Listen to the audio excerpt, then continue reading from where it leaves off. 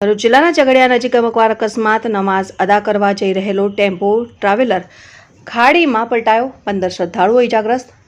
ઝઘડા તાલુકાના તધેડા પાસે આજે વહેલી સવારે ગંભીર માર્ગ અકસ્માત સર્જાયો હતો। નમાઝ અદા કરાવવા જઈ રહેલા શ્રદ્ધાળુઓને લઈ જતા ટેમ્પો ટ્રાવેલર અચાનક અનિયંત્રિત બની ખાડામાં પલટાતા ભારે દહેશત ફેલાઈ હતી। માહિતી મુજબ વાહનમાં કુલ 15 નમાઝીઓ સવાર હતા। અકસ્માત સર્જાતા તમામને વિવિધ પ્રકારની ઈજાઓ પહોંચી હતી।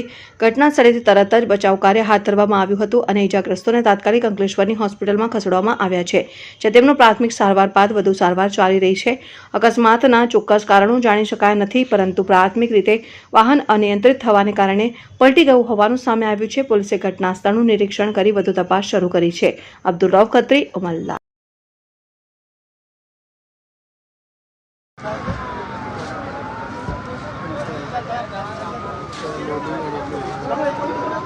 ड्राइवर